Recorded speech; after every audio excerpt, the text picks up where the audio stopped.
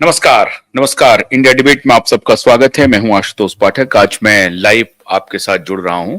बहुत इंपॉर्टेंट सूचना लेकर हाजिर हूं। और आज 14 अक्टूबर को बहुत चिर प्रतीक्षित एक सुनवाई होने वाली थी सुप्रीम कोर्ट में। उसको लेकर संक्षेप में मैं आज आपको ये बताने वाला हूं कि अभी अभी खबर आ रही है। आज 2 बजे से सुप्रीम कोर्ट में आ, आज सुनवाई थी। सहारा ने जो पहले सबमिट किया था कि हम अपनी 88 संपत्ति को बेचना चाहते हैं अदानी ग्रुप को, और एक साथ हम ये संपत्ति बेच करके लोगों का पैसा चुकाना चाहते हैं, अपने निवेशकों का पैसा चुकाना चाहते हैं। ये अर्जी दी थी सहारा ने सुप्रीम कोर्ट में। उसकी सुनवाई थी आज, मतलब 2 बजे से 14 अक्टूबर को तय हुआ था। लेकिन 12 अक्टूबर को ही 12-13 अक्टूबर को ही अडानी के भी तरफ से एक सपोर्ट में, सहारा के इस क्लेम के सपोर्ट में याचिका लग गई कि हां, हम तैयार हैं। आज जो सुनवाई हुई उसमें अडानी ग्रुप की तरफ से एडवोकेट मुकुल रोहतगी एपियर हो रहे थे और सहारा की तरफ से हमेशा की तरह कपिल सिब्बल साहब मौजूद थे। कपिल सिब्बल साहब ने दलील दी कि मिलॉर्ड, अगर सहारा की संपत्तियों को टुकड़ों में बेचा गया, अगर एक एक करके टुकड़ों में बेचा गया, तो निवेशक जो बायर्स हैं वो भाग जाएंगे, उनकी दिलचस्पी उसमें नहीं होगी। क्योंकि यही हुआ जो बारसोबा के, मुंबई में जो बारसोबा लैंड की बिक्री होने वाली थी उसके केस में हुई थी। और बारसोबा लैंड में उस वक्त सहारा ने कहा था कि बारसोबा के ऊपर 14,000 करोड़ रुपए का हम डील कर रहे हैं, और जिसमें एक आध दो रियल एस्टेट की कंपनी, जिसमें ओबराय रियल्टी की बात की गई थी सहारा ग्रुप की तरफ से कि ओबराय रियल्टी ने से हमारा करार हो गया है और शुरुआत में हम आपको 10,000 करोड़ रुपए जमा कर देंगे। 6,000 करोड़ रुपए की शायद उन्होंने बात की थी कि 6,000 करोड़ रुपए आ भी गए हैं, जो हम फौरन जमा करने की स्थिति में हैं। और फिर उसके बाद ये जब पूरा बिल्ड होगा बारसोबा की भूमि, तो वो 14,000 करोड़ से अधिक की होगी। ये सब्जबाग उन्होंने दिखाए थे, जो बात बन नहीं पाई, और सहारा को बारसोबा की जमीन पर जो डेवलपमेंट का प्लान था वो एक प्रकार से रोकना पड़ गया। अब उसी के आलोक में माननीय कपिल सिब्बल साहब ने दलील दी कि नहीं, अगर हमें अदालत एक मुश्त जमीन बेचने की अनुमति नहीं देता है तो लगातार हमारे जमीनों के ऊपर मुकदमे हो रहे हैं, बहुत सारे लोग अदालत जा रहे हैं, पुलिस में जा रहे हैं, डिस्प्यूट हो रहा है। इसकी वजह से कोई खरीदार सामने नहीं आएगा।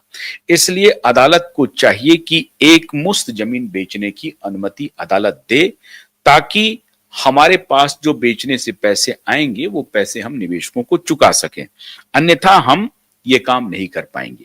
इसको लेकर के सहारा ने एक याचिका दी थी कि हमारे पास बायर रेडी हैं। कौन है बायर साहब?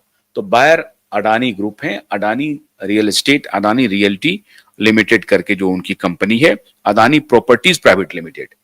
अडानी प्रॉपर्टीज प्राइवेट लिमिटेड जो हाई वैल्यू की जो संपत्ति है, जैसे कि एम्बी वैली है, सहारा शहर है, लखनऊ का जो सहारा शहर है, अभी उसमें एक विवाद हो गया है क्योंकि उसको लखनऊ डेवलपमेंट इसने, एलडीए ने या म्युनिसिपल कॉरपोरेशन ने उसको सील कर दिया है, उसके रेंट नहीं दिए हैं 6 साल से। पता नहीं उस जमीन का स्टेटस क्या है, लेकिन ये सहारा शहर को भी काउंट करते हैं हाई वैल्यूज प्रॉपर्टीज में, और एम्बी वैली की प्रॉपर्टी को भी काउंट करते हैं, मुंबई के बारसोबा की प्रॉपर्टी को वो काउंट करते हैं।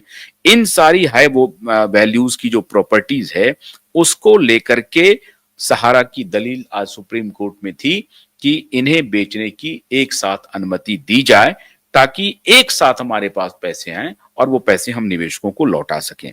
अब इसकी जो उस केस की सुनवाई कर रहे थे, चीफ जस्टिस खुद थे बेंच में, 3 सदस्यीय बेंच थी, जिसमें जस्टिस बी.आर. गवई थे, जस्टिस सूर्यकांत थे और जस्टिस एम.एम. सुंदरेश थे। Justice M M. Sundaresh, justice B R. Gavai और जस्टिस सूर्यकांत थे। लेकिन कोर्ट ने सबकी बात सुनी और कोर्ट ने कहा कि ये सारी बात तो ठीक है। सरकार की तरफ से तुषार मेहता जो सॉलिसिटर जनरल हैं वो भी एपियर हुए थे और उन्होंने कहा कि ये मामला राष्ट्रीय महत्व का है। अद्भुत बात है मित्रों, ये बहुत देखने वाली बात है। तुषार मेहता ने कहा कि ये जो मामला है सहारा और सहारा के निवेशकों और अभी अडानी जो इंटर कर रहा है या सेबी के साथ जो ये मामला चल रहा है, ये राष्ट्रीय महत्व का मुद्दा है, इसलिए हमारा भी पक्ष सुना जाए। जो मैंने आपको कहा था कि सरकार इंटरवीन करेगी इस पूरे प्रकरण में, वही हुआ मित्रों। तुषार मेहता सरकार के पक्ष को प्रस्तुत कर रहे थे और उन्होंने कहा कि चूंकि ये मामला सरकारी महत्व का है, इसलिए इस मामले में हमारे पक्ष को सुना जाए, मतलब सरकार के पक्ष को सुना जाए। और वहीं पे कोर्ट ने उनको सुनना शुरू कर दिया। तुषार मेहता ने कहा कि हम ये चाहते हैं कि हमारे पक्ष को सुना जाए और हमारा पक्ष हम क्या सुनाना चाहते हैं। कोर्ट ने कहा क्या सुनाना चाहते हैं, सुनाइए। कहा कि हम सुनाने के लिए हमें वक्त दीजिए, तो वक्त मिल गया। तो अदालत ने कहा कि सरकार, माननीय तुषार मेहता जी जो सरकार को रिप्रेजेंट कर रहे थे, और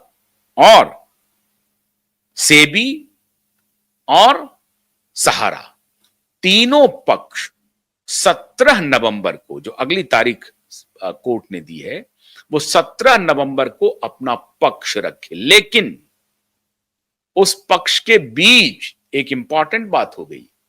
सहारा की जो ये दलील हो रही थी कि हमने जो प्रॉपर्टी बेचनी है और जिन्हें बेचनी है वो भी मौजूद हैं, आज ही फैसला कर दीजिए, आज ही फैसला कर दीजिए। और चूंकि अदानी ग्रुप की तरफ से जो मुकुल रोहतगी खड़े हुए, तो अदानी ग्रुप की तरफ से माननीय मुकुल रोहतगी ने कहा कि हम रेडी हैं, हम तो पलक पावड़े बिछाए हुए हैं, माननीय आदेश दें, हम सारी संपत्ति खरीदने के लिए रेडी हैं और एक मुश्त रेडी है।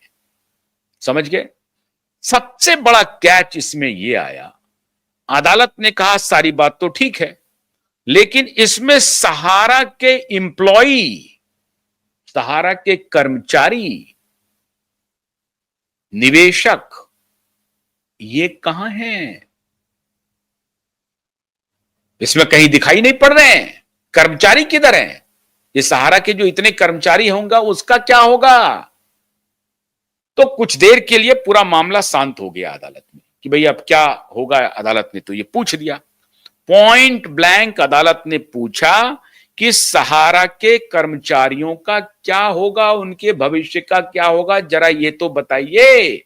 आप जमीन बेच रहे हैं, खरीदने वाले खरीद रहे हैं, अब पैसा आएगा तो इन्वेस्टर को जाएगा, बड़ी अच्छी बात है।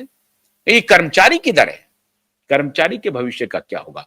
बहुत मास्टर स्ट्रोक आज सुप्रीम कोर्ट में माननीय चीफ जस्टिस की अध्यक्षता में तीनों जज ने, justice Suryakant, justice MM Sundresh और जस्टिस BR गवई, तीनों ने एक स्वर में कहा कि नहीं साहब, यह मामला तो ठीक नहीं है, हम आपको अगली तारीख तो देते हैं, लेकिन अब सुनते जाइए, बड़ा इंपॉर्टेंट है ये आज का मामला।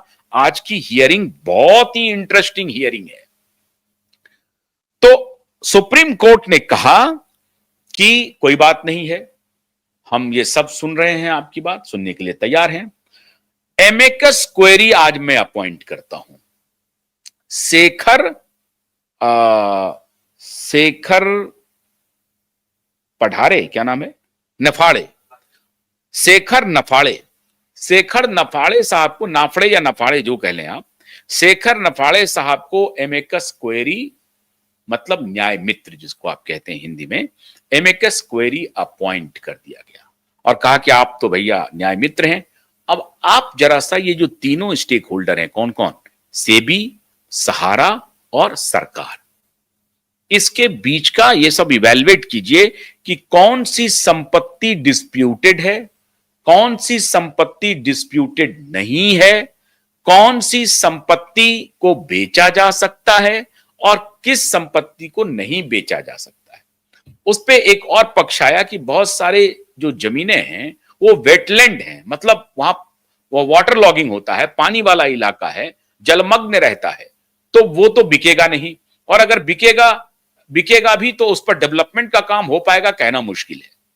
तो उस पर खुद जस्टिस चीफ जस्टिस गवई ने संज्ञान लिया। उन्होंने कहा कि साहब ये जो वेटलैंड है अगर बिक भी जाएगा तो उस पर कोई डेवलपमेंट होगा कि नहीं होगा वो तो कहना मुश्किल है, उसमें क्या करेंगे नहीं करेंगे। हालांकि साहब वेटलैंड क्या करिएगा, अडानी ग्रुप तो समंदर में पहाड़ बना रहे हैं पोर्ट बनाने का उनको अनुभव है। अडानी ग्रुप के पास तो बहुत सारे एक्सपर्टीज हैं, अडानी ग्रुप वो सारा काम कर सकती है। तो अडानी ग्रुप तो पानी वाली जमीन को भी खरीद सकते हैं, उनमें वो काबिलियत है, उनमें वो क्षमता है कि पानी की जमीन को भी, जो वेटलैंड है, जो वाटर लॉगिंग वाला इलाका है, उसको भी खरीद सकती है और वो ग्रुप और उसको रिबिल्ड कर सकती है। मतलब